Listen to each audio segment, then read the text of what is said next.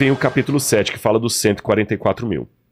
E ele começa assim: Depois dessas coisas, vi 4 anjos em pé nos 4 cantos da terra, segurando os 4 ventos, para que nenhum vento soprasse sobre a terra, nem sobre o mar, nem sobre árvore alguma.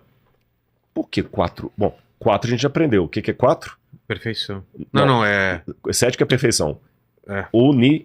Universal. Universal. Os 4 ventos. Quando a gente vai para a Bíblia, em Ezequiel capítulo 37, verso 9, Zacarias 6, versos 1 a 4, Jeremias 49, 36, você vê que o vento do céu ele tem 2 sentidos. Primeiro, os ventos de Deus vêm para ressuscitar os seus filhos, para dar o galardão. É a visão de Ezequiel capítulo 37. Fala assim, não soltem os 4 ventos para que venham e soprem sobre esses cadáveres, fazendo-os reviver. Sim. Quando você vai já para Jeremias 49, verso 36, fala assim, solte os ventos de Deus que vêm para julgar a terra. Lembra que eu falei que uma das características de aprender o Apocalipse é olhar o símbolo no restante da Bíblia? Claro. Então aqui ele fala, segurem os 4 ventos. Ou seja, não chegou a época ainda nem de julgar o mundo, olha o suspense, nem de dar o galardão para os filhos, apesar de ter aberto o selo. Por quê? Porque nós ainda temos que selar na fronte os 144 mil. Quem seriam? Aí fala o seguinte, olha, não danifiquem nem a terra, nem o mar, nem as árvores, o juízo final de Deus, até marcarmos com o selo a testa dos filhos do nosso Deus. Então ouvi o número dos que foram marcados com o selo. Eram 144 mil de todas as tribos de Israel. A interpretação mais corrente hoje é que aqui significam 144 mil judeus que serão selados. Eu não vou entrar no mérito da questão hoje, mas eu sei que você tem planos de trazer no futuro gente para falar sobre a tribulação. Sim. Aí tem o pré-tribulacionista, o pós-tribulacionista e o meso-tribulacionista, né? Galera, para entender o seguinte, o que é tribulação? No finalzinho da história do mundo, isso aqui é um ponto pacífico entre todos os intérpretes.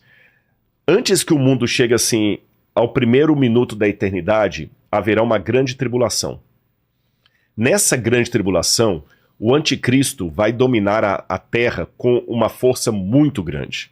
Nessa grande tribulação, também chamada de tempo de angústia de Jacó, é outra expressão que aparece na Bíblia, o poder de Deus praticamente não vai ter muita coisa para fazer na terra. Não é porque Deus ficou derrotado, não, é porque a humanidade estará atingindo um tal estado de delinquência, de degeneração, de afastamento de Deus, que o Espírito Santo não terá mais acesso ao coração humano. E quem dominará o mundo será o anticristo. Tá certo? Isso é ponto pacífico entre todos os teólogos. Isso que é a grande tribulação. Até aí você entendeu? Agora, quando que será a volta de Jesus nisso aqui? Para alguns teólogos, a volta de Jesus é antes da grande tribulação. Jesus vem, arrebata a igreja, porque vai ser tão caótico que vai estar aqui na terra. Tão violento, tão pá, que Deus vai fazer com a igreja dele assim, eu vou tirar vocês daí para vocês não sofrerem isso. E nessa visão, que é chamada de pré-tribulacionismo, quem vai ficar para trás? Não tem aquele livro do Tim LaHaye, Deixados para Trás? E fizeram um filme também com o Nicolas Cage, se eu não me engano, né? Não sei se é com ele, mas eu já vi esse não filme. Tem um que é com ele, se eu não me engano. Tem uma série chamada Leftovers. Leftovers, alguma coisa assim. Todos esses Tim LaHaye, ou esses aí, a própria novela Apocalipse da TV Record, da Record TV, a ideia é que Cristo vai arrebatar a igreja, e quem vai ficar para trás? Dois vão estar no mesmo ambiente, um vai e outro fica. Quem vai ficar para trás? Vai ficar para trás aquela pessoa que não estava tão espiritualmente preparada, e Deus ainda vai dar uma chance. Ele pode até se arrepender, mas ele vai comer o pão que o devil amassou ali. E os judeus também vão, nessa época, reconhecer Jesus ao Messias. Muitos judeus vão se converter e vão ficar para trás também aqui, sofrendo com o anticristo. Isso é o pré-tribulacionismo. O meso-tribulacionismo vai achar que a volta de Jesus vai vir em meio a esse caos. Não antes, mas em meio ao caos. O pós-tribulacionista acredita que não, que a volta de Jesus será após a grande tribulação. E para o pós-tribulacionista, a igreja passará pela tribulação também. Pela grande tribulação. E quem será a igreja que passará pela grande tribulação? Os 144 mil. Para essa terceira opinião, é claro. Eu sou dessa terceira opinião. Também? Também. E alguém pode falar, Rodrigo, mas eu sempre ouvi falar que eram judeus. Para mim não são judeus, eu vou explicar por quê. Lembra que o Apocalipse é um símbolo. Sim. E como símbolo, tem que entender o símbolo como símbolo. O fato, por exemplo, o Espírito Santo é uma pessoa, mas João vê 7 espíritos de Deus diante da... É lógico que é simbólico, senão vou acreditar num politeísmo aí, né? 7 espíritos de Deus. É um espírito só representado pelo número 7, porque é o número da perfeição. O Messias, por exemplo, ele é ungido com 7 espíritos de Deus. Outro exemplo que eu poderia dar, as 7 igrejas do Apocalipse. Na verdade, é uma igreja cristã só.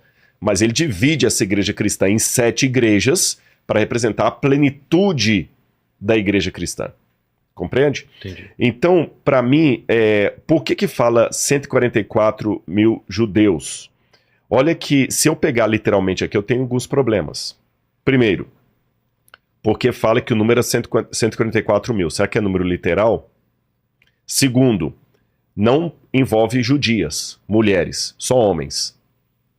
Porque quando você vai para o capítulo 14, lembra que eu falei do quiasmo? Que está aqui, está no final? No capítulo 14 fala desses mesmos 144 mil e diz assim, olha, eu vou ler para você aqui, olha.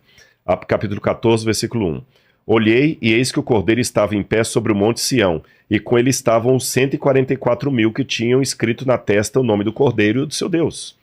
Ouvi uma voz como de muitas águas, como o som de um forte trovão. A voz que ouvi era como o som de harpa. Entoavam um cântico diante do cordeiro. Ninguém podia aprender o cântico, senão os 144 mil. E diz assim, esses são os que não se macularam com mulheres porque são virgens. Então, se eu entender isso aqui literalmente, os 144 mil só podem ser judeus que nunca se casaram porque são virgens. Então complica. E vou complicar mais ainda. Não podem ser 144 mil judeus. Porque judeu é quem é da tribo de Judá.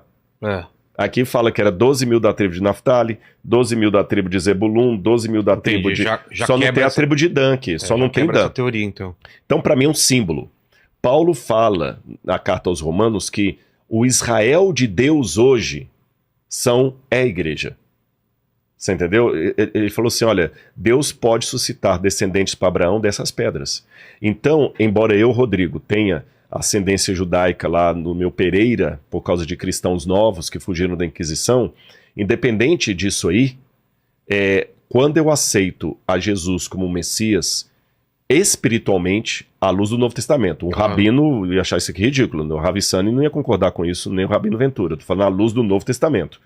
À luz do Novo Testamento, pelos padrões do Novo Testamento, eu sou descendente de Abraão pela fé. Os descendentes de Abraão, segundo a carne, são circuncidados. Os descendentes de Abraão, segundo o Espírito, são batizados. Entendi. Você entendeu? Então, para mim, aqui é a igreja. E por que 144 mil? Lembra que eu falei que o pessoal multiplica os números para poder dar um superlativo? Pedro perguntou a Jesus, quantas vezes eu devo perdoar o meu próximo? 7 vezes? 7 significa o que mesmo, lembrar? Perfeição. Então é como se ele perguntasse assim, Senhor, quantas vezes eu devo perdoar o meu próximo de maneira perfeita? Jesus falou assim, eu não digo 7, mas 70 vezes 7. Mais que perfeito. Mais que perfeito. Perfeitíssimo, como diz o Chaves. Então aqui, o que são 144 mil? 12, que nós falamos que é o povo de Deus. Isso. Vezes 12, vezes 1000. Então o povo de Deus de todo lugar. E a prova maior que é assim mesmo, que o Apocalipse ele tem uma forma, lembra que eu falei da aula de hebraico? Você aprende primeiro isso, depois ele amplia, depois uma chave, né?